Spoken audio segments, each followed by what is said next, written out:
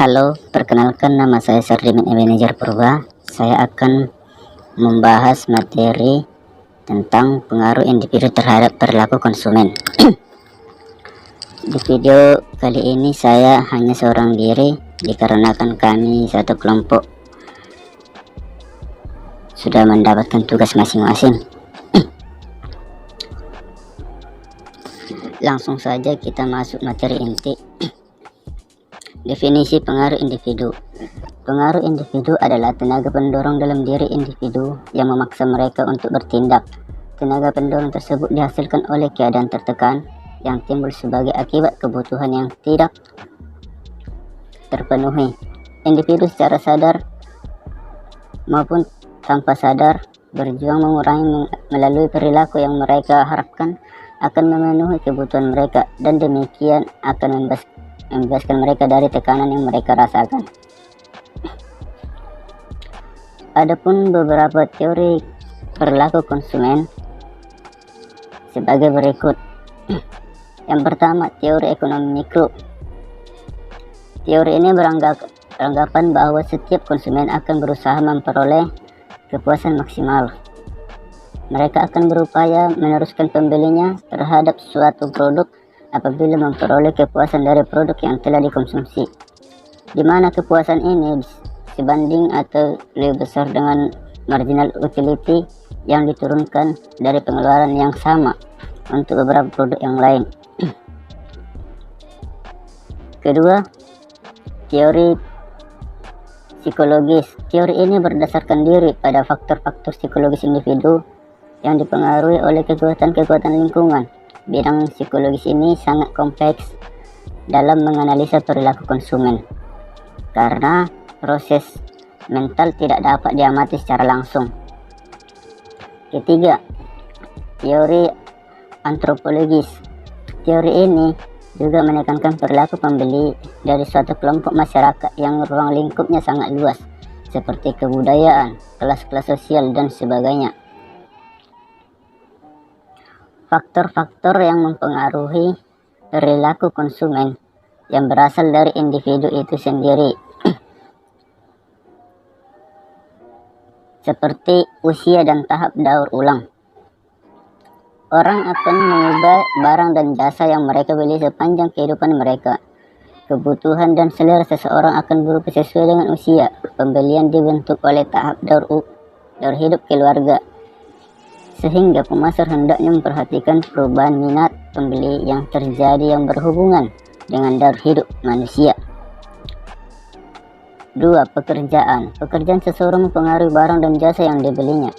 Dengan demikian, pemasar dapat mengidentifikasi kelompok yang berhubungan dengan jabatan yang mempunyai minat di atas rata-rata terhadap produk mereka. Ketiga, keadaan ekonomi. Keadaan ekonomi sangat mempengaruhi pilihan produk. Pemasar yang produknya peka terhadap pendapatan dapat dengan seksama memperhatikan kecenderungan dalam pendapatan pribadi, tabungan, dan tingkat bunga. Jadi, jika indikator-indikator ekonomi tersebut menunjukkan adanya resesi, pemasar dapat mencari jalan untuk menetapkan posisi produknya. Keempat, gaya hidup. Orang yang berasal dari subkultur, kelas sosial, dan pekerjaan yang sama dapat mempunyai gaya hidup yang berbeda. Gaya hidup seseorang menunjukkan pola kehidupan orang yang bersangkutan yang tercermin dalam kegiatan, minat, dan pendapatnya. Konsep gaya hidup apabila digunakan oleh pemasar secara cermat dapat membantu untuk memahami nilai-nilai konsumen yang terus berubah dan bagaimana nilai-nilai tersebut mempengaruhi perilaku konsumen. Kelima, kepribadian dan konsep diri. Tiap orang mempunyai kepribadian yang khas dan ini akan mempengaruhi perilaku pembelinya. Kepribadian mengacu pada karakteristik psikologis yang unik yang menimbulkan tanggapan relatif konstan terhadap lingkungan sendiri. Kepribadian sangat bermanfaat untuk menganalisis perilaku konsumen bagi beberapa pilihan produk atau merek. Atau pemasar juga dapat menggunakan konsep diri atau citra diri seseorang. Untuk memahami perilaku konsumen, pemasar dapat melihat pada hubungan antara konsep diri dan harta milik konsumen. Konsep diri ini telah berbaur dalam tanggapan konsumen terhadap citra mereka. Contoh studi kasus. Yang pertama, sabun pembersih muka. Pembelian sabun pembersih muka tergantung kepada kepribadian individu itu sendiri dan kecenderungan tidak berpengaruh dari orang lain. Hal ini karena produk pembersih muka langsung dilaksanakan manfaatnya oleh konsumen itu sendiri. Jika konsumen merasa puas dan cocok di kulit, maka konsumen akan terus memakai produk tersebut bagaimanapun sebaliknya tanpa memperhatikan apakah itu produk terkenal atau tidak. 2. Handphone. Keputusan pembelian handphone pada dasarnya berdasarkan pada gaya hidup dan keadaan ekonomi individu itu sendiri. Selain itu, merek yang sedang tren atau terkenal di pasaran juga salah satu faktor keputusan pembelian handphone. Contohnya, handphone merek Samsung dengan sistem Android yang ditawarkan saat ini banyak sekali jenis-jenisnya dan sedang menjadi handphone tren di kalangan masyarakat. Tetapi, para konsumen menyatakan keputusan pembelian pasti dasar dengan faktor individu konsumen itu sendiri. Konsumen yang memiliki pendapatan yang lebih tinggi dan gaya hidup yang mewah pasti membeli merek handphone yang lebih mahal dan memiliki banyak keunggulan dalam fungsinya. Sedangkan yang memiliki pendapatan yang rendah, mereka akan membeli handphone yang sesuai dengan kebutuhan dan keuangan saja. 3. Mesin cuci. Keputusan pembelian mesin cuci didasarkan pada fungsi mesin cuci itu sendiri. Meskipun merek juga termasuk faktor keputusan pembelian. Contohnya, seorang pekerja ingin membeli mesin cuci dengan merek Panasonic. Ternyata, setelah mengecek fungsi dari mesin cuci tersebut, ada mesin cuci yang lebih multifungsi, yaitu Samsung. Maka si pekerja tersebut akan membeli mesin cuci Samsung tersebut karena dianggap dapat meringankan pekerjaan rumahnya karena dia juga seorang pekerja. Proses kepuasan pembeli.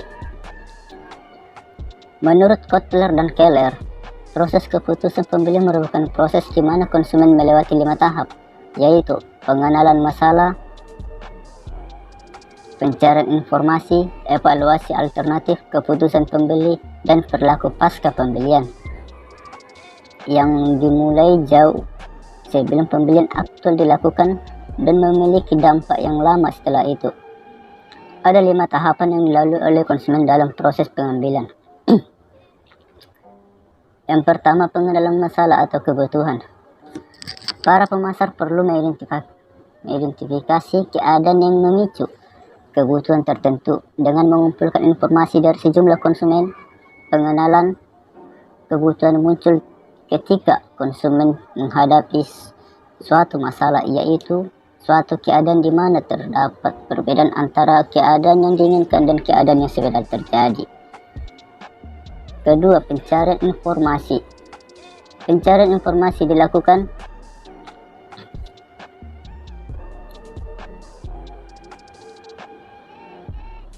ketika konsumen memandang bahwa kebutuhan tersebut bisa terpenuhi dengan membeli dan mengkonsumsi suatu produk.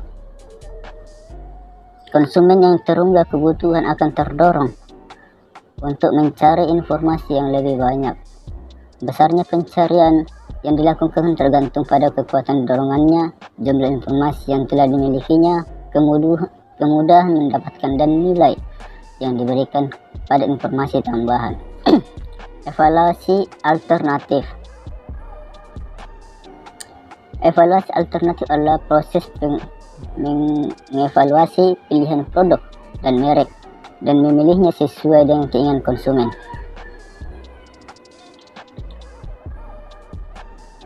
Keempat, keputusan pembeli. Dalam tahap evaluasi alternatif, konsumen membentuk preferensi atas merek-merek dalam kumpulan pilihan.